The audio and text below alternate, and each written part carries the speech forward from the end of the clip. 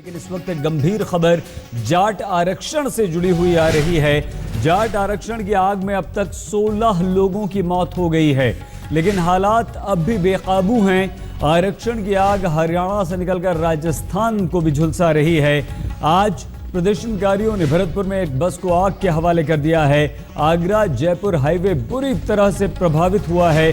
उपद्रवियों ने हाईवे को पूरी तरह से जैम कर दिया है। हरियाणा के अंबाला में एक मालगाड़ी फूंक दी गई है, तो सोनीपत में एक मॉल को निशाना बनाया गया है। आज प्रदर्शनकारियों ने रोहतक और झज्जर के बीच हाईवे को कई जगहों से काट दिया है। स्थिति पर काबू पाने के लिए सीआरपीएफ की 47 कंपनियां तैनात की गई हैं। जम्मू से 6 अतिरिक्त कंपनियां भी बुला ली गई हैं। तो केंद्र सरकार ने रविवार को जाटों को आरक्षण देने के लिए उच्च स्तरीय समिति बनाने का ऐलान कर दिया है, लेकिन जाट प्रदर्शनकारी हरियाणा में जगह जगह लगातार टिके हुए हैं, डटे हुए हैं। उनका प्रदर्शन अभी भी जारी है। दिल्ली से सटे सोनीपत के गन्नौर में उपद्रवियों ने एक मालगाड़ी को आग लगा दी है।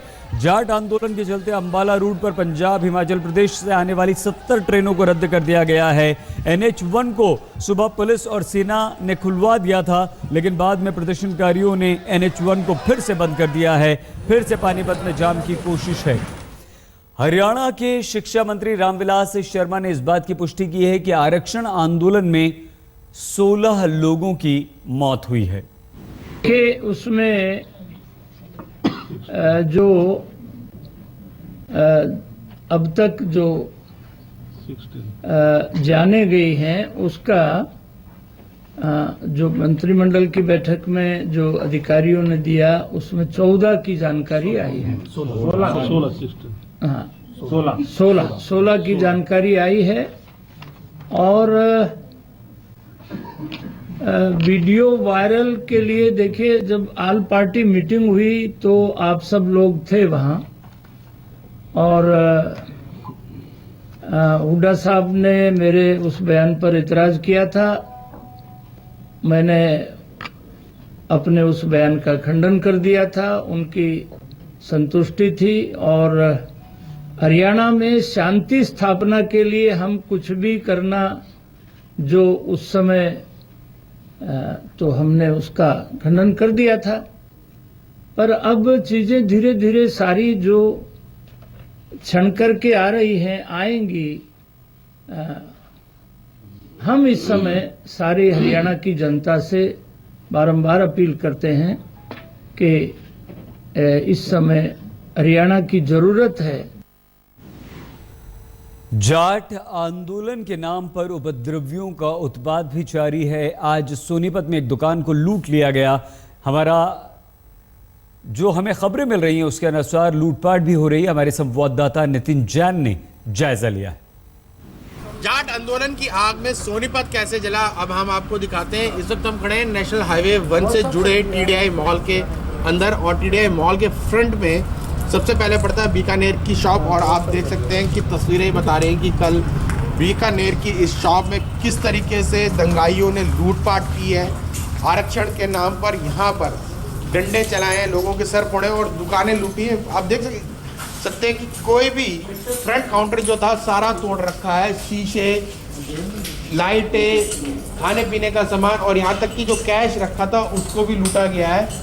जो CCTV कैमरे लगे थे उनको भी तोड़ने की कोशिश की गई है। तो कुल मिला के ये एक दुकान है। हम आपको दिखाएंगे कि आगे, इसके आगे बैंक्स, किस तरीके से बैंक को निशाना बनाया गया है। कि यहाँ पर जो दुकान, इस फ्रंट लाइन में काफ़ी सारी दुकानें हैं, जो बड़े सारे ब्रांडेड शोरूम्स हैं, उनमें जमकर लूटपाट की गई है। जिसके हाथ में जो आया उसने वो सामान लूटने की कोशिश की है।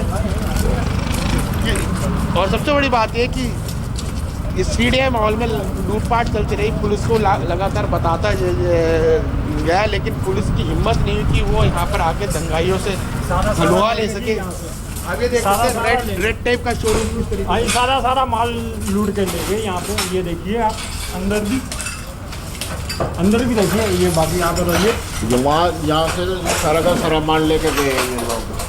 तो जितना बाहर स्टॉक पड़ा था सारा का सारा, और अंदर से भी लेके गए बहुत सारा। ये अंदर से हमारी संवाददाता कमलजीत संधू ने हरियाणा में मौजूदा स्थिति पर CRPF के DG प्रकाश मिश्रा से बातचीत की है।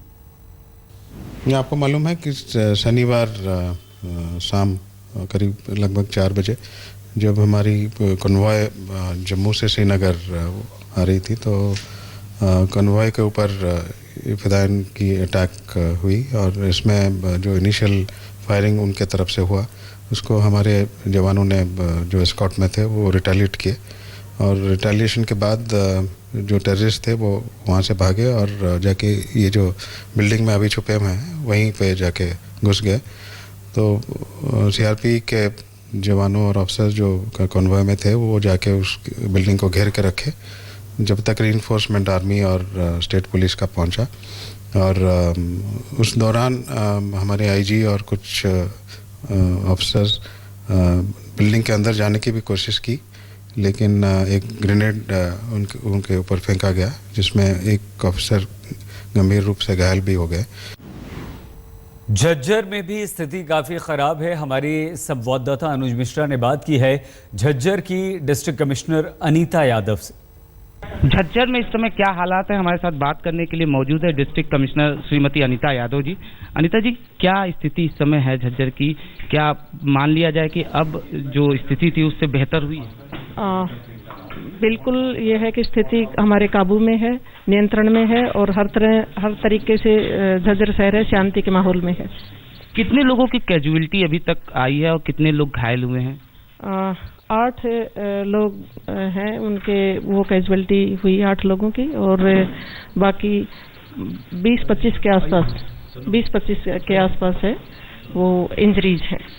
अच्छा, क्या लगता है मैम जिस तरीके से झज्जर के हालात बिगड़े किसकी कमी आप मानती हैं? क्या लापरवाही मानती है? किसकी कमी? बेसिकली एडिक्वेट उसमें हमारे पास रिसोर्सेज नहीं थे। बाकी यह है कि जो अवेलेबल रिसोर्सेज थे उनका हमने बेस्ट उपयोग किया।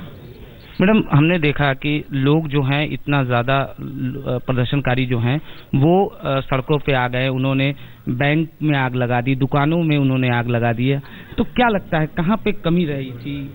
वो मैंने आपको बताया कि हमारे पास एडिक्वेट अमाउंट में रिसोर्सेज नहीं थे और जैसे ही हमारे पास रिसोर्सेज अवेलेबल हुए हमने पूर्ण रूप से शहर में शांति व्यवस्था बना दी है। कितने फोर्सेस की डिप्लॉयमेंट है अभी?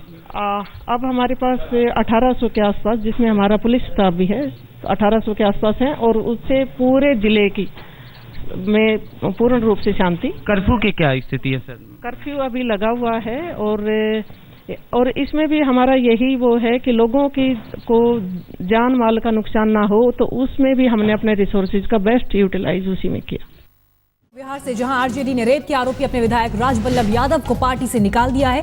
राजबल्लभ यादव पर एक नाबालिग से रेप का आरोप है। केस दर्ज होने के बाद से ही फरार चल रहे हैं आरोपी विधायक और अब पार्टी ने